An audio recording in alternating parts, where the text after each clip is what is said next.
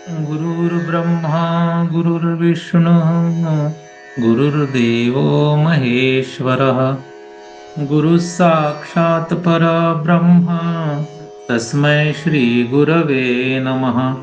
वसुदेवसुतं देवं कंसचाणूरमर्दनं देवकी परमानन्दं कृष्णं वन्दे जगद्गुरुम्।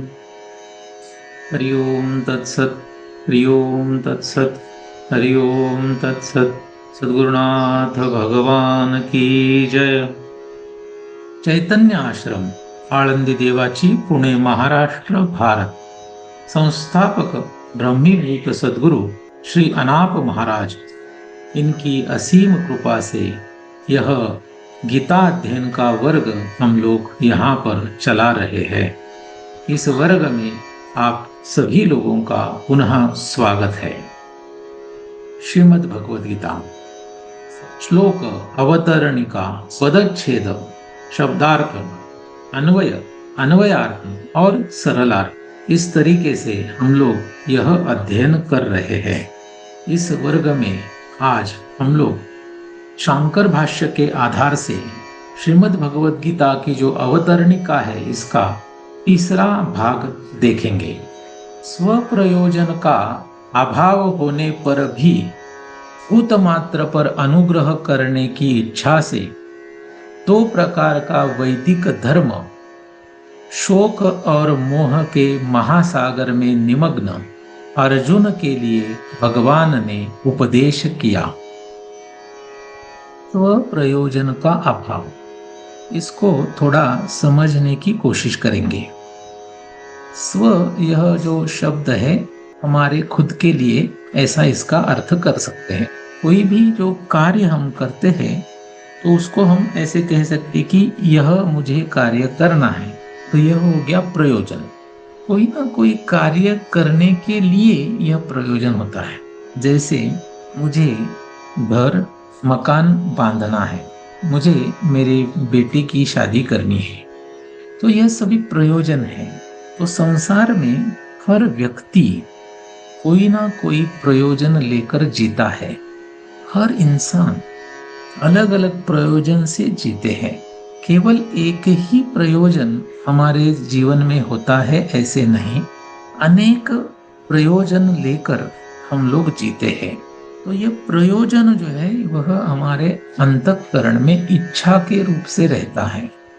यह जो काम है वही हमारा प्रयोजन सिद्ध करता है। इतने सारे ऐसे काम हमारे अंतःकरण में रहते हैं, पूरी जिंदगी वह काम पूर्ण नहीं होते हैं। तो ऐसे साधारण रूप से हम लोग समझ सकते हैं कि भूतल पे या फिर कोई भी लोक में सभी जीव जो है किसी ना किसी प्रयोजन से उनकी गति होती है। वह जीवित रहते हैं और मरने के पश्चात पुनः जन्म लेकर पुनः कोई ना कोई प्रयोजन सामने रख कर वह क्रियाएं करते हैं।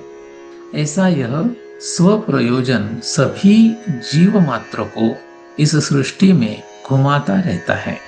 ऐसे माना जाता है कि भगवान जो है उनको कोई भी प्रयोजन नहीं है, क्योंकि उनको काम नहीं है, कोई भी इच्छा नहीं है। तो अभी यह प्रश्न उठता है, भगवान ने यह सृष्टि क्यों बनाई? अगर उनका खुद का काम नहीं है तो यह सृष्टि बनाने का क्या कारण है? तो इसके लिए शास्त्र में बहुत सारा अभ्यास दिया है, लेकिन एक बात हमें गौर से देखनी पड़ेगी कि भगवान यह जो सृष्टि उत्पन्न करते हैं उसके लिए मुख्य रूप से उनका काम नहीं है। प्राणी मात्र जो है उनका जो कर्म है उसके कारण उनके अंदर यह काम, यह इच्छा कि मैं इस सृष्टि को उत्पन्न करूं, इन प्राणियों के कर्म का फल देने के लिए यह सृष्टि निर्माण करूं, ऐसा प्रतीत होता है। यह सत्य रूप से नहीं होता है। कुछ लोग ऐसे भी बोल सकते हैं कि उन्होंने यह पूरी सृष्टि निर्माण की, हम लोग भी यह संसार कर रहे हैं, तो दोनों में फर्क नहीं है। लेकिन ऐसा नहीं, हम लोग जो संसार करते हैं, हमारा जो प्रयोजन होता है संसार का, उसमें सत्यत्व है। और भगवान जो यह प्राणी कर्म सापेक्ष जगत की उत्पत्ति करते हैं, उसमें सत्यत्व नहीं होता है।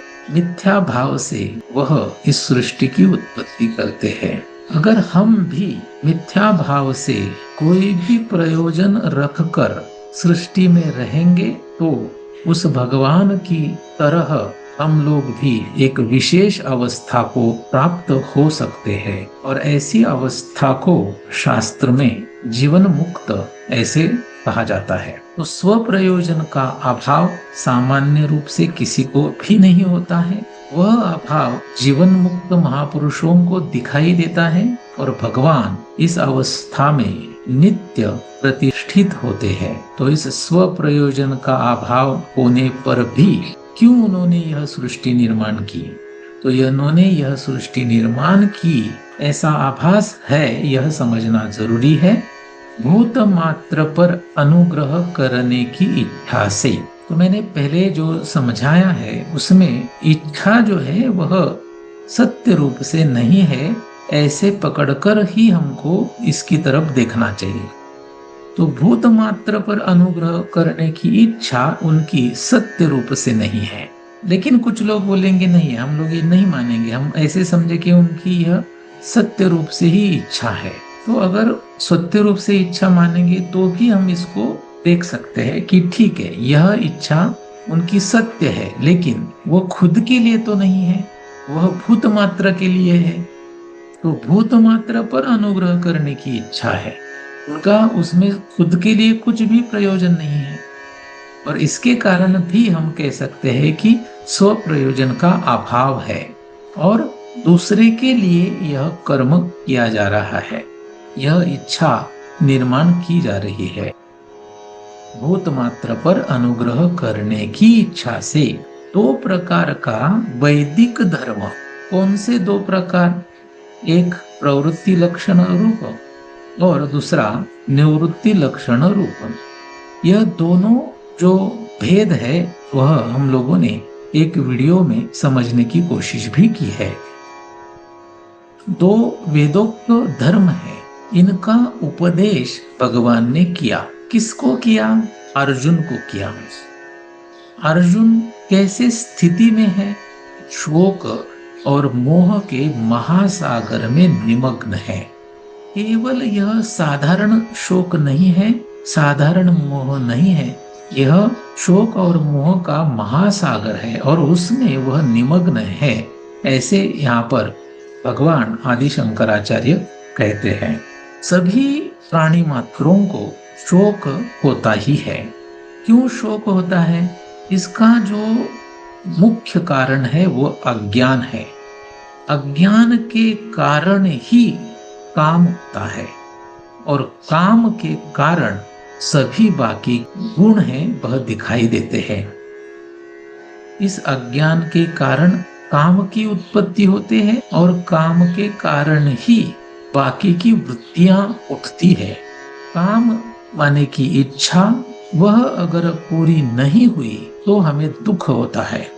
जितना ज्यादा काम है उतना ज्यादा दुख होगा।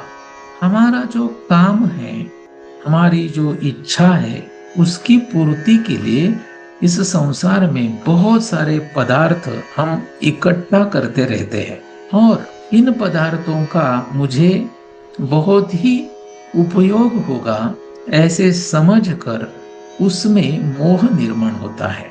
वह पदार्थ जीव हो सकते हैं या फिर जड़ पदार्थ भी हो सकते हैं, जैसे घर है, पैसा है।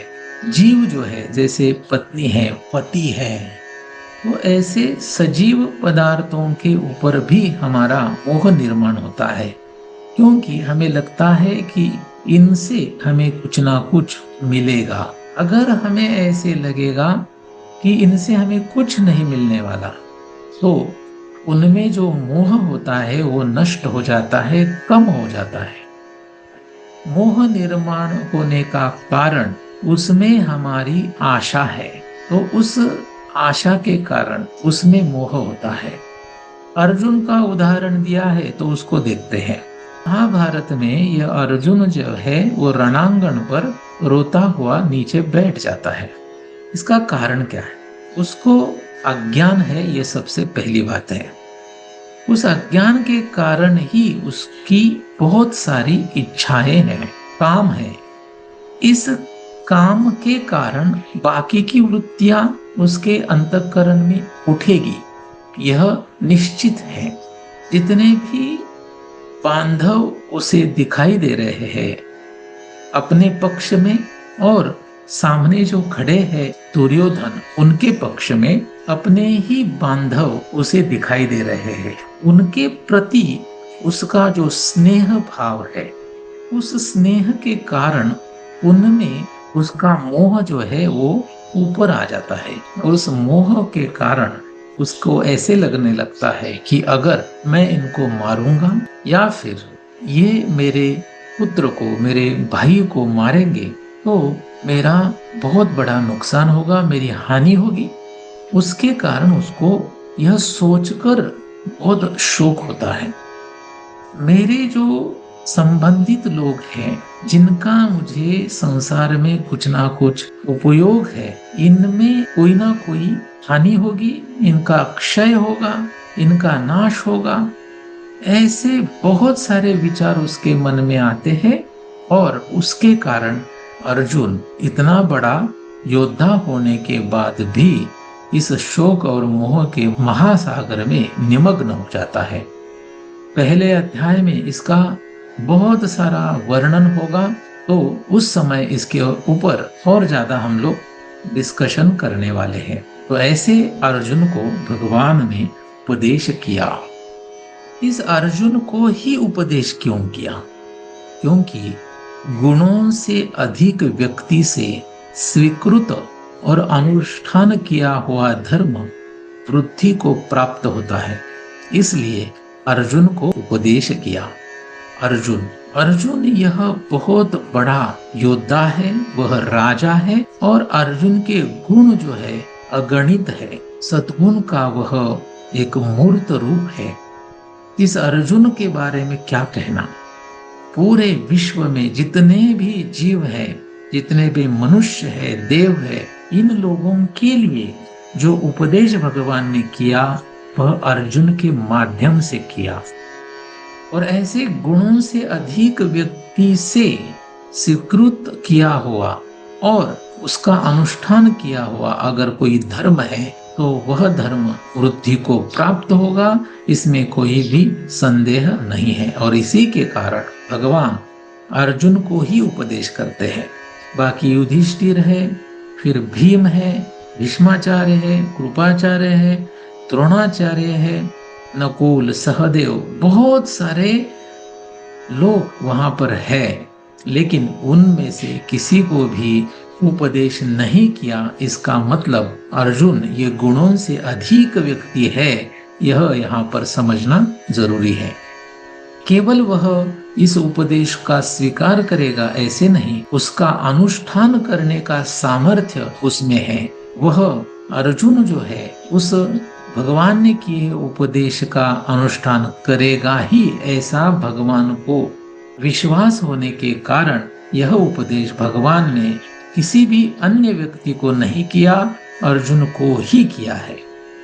भगवान ने जैसे उपदेश किया वैसे ही वह धर्म, माने कि प्रवृत्ति लक्षण रूप, निवृत्ति लक्षण रूप, सर्वज्ञ भगवान वेद व्यास ने गीता नामक 700 श्लोक में निबद्ध किया। भगवान ने जैसे उपदेश किया वैसे ही। तो यहाँ पर यह समझना जरूरी है कि जो भगवान ने कहा था वही भगवान वेद व्यास ने लिखा है। ऐसे क्यों? क्योंकि भगवान वेद व्यास जो है वह सर्वज्ञ है, और भगवान वेद व्यास को त्रिकाल दृष्टि होने के कारण और एक ही समय में पूरे विश्व का उनको ज्ञान होने के कारण रणांगण पर भगवान श्री कृष्ण ने अर्जुन को जो उपदेश किया वह उनको ज्ञात है, इसमें कोई भी संदेह नहीं है। और इसी के कारण भगवान आद्य शंकराचार्य ऐसे कहते हैं कि भगवान ने जैसे उपदेश किया वैसे ही वह धर्म सर्वज्ञ भगवान वेद व्यास ने निबद्ध किया। यहाँ पर लिखा है कि गीता नामक 700 श्लोक में, तो हम लोगों को पता है कि गीता नामक यह जो ग्रंथ है वह महाभारत से आया है। महाभारत यह जो ग्रंथ है 1 लक्ष श्लोकों का बना हुआ ग्रंथ है। इसके 3 संस्करण हुए ऐसे माना जाता है। पहला जो ग्रंथ था उसका नाम जय था, उसके बाद विजय हुआ, और दूसरा संस्करण होने के बाद उसका नाम महाभारत ऐसा हुआ। तो इस महाभारत में भीष्म पर्व है। इस भीष्म पर्व में अध्याय 25 से लेकर 42 तक जो अध्याय है उसी को गीता ऐसे कहते हैं। भगवान ने यह गीता अर्जुन को बताई है, इसके कारण इसको श्रीमद् भगवद गीता ऐसे कहा जाता है। तो इस तरीके से आज हम लोगों ने यह समझने की कोशिश की कि स्व प्रयोजन का अभाव होने पर भी केवल भूत मात्र पर अनुग्रह करने की इच्छा से 2 वेदोक्त धर्म अधिकारी महापुरुष अर्जुन के लिए भगवान ने यहाँ पर उपदेश की है। और यह उपदेश वैसे ही जैसे भगवान ने कहा था सर्वज्ञ भगवान वेद व्यास ने निबद्ध किया है। तो आज के लिए बस इतना है। कुंडलीक वरदा हरि विठ्ठल श्री ज्ञानदेव तुकाराम पंढरीनाथ भगवान की जय। माऊली ज्ञानेश्वर महाराज की जय। जगत गुरु तुकाराम महाराज की जय। सद्गुरुनाथ भगवान की जय।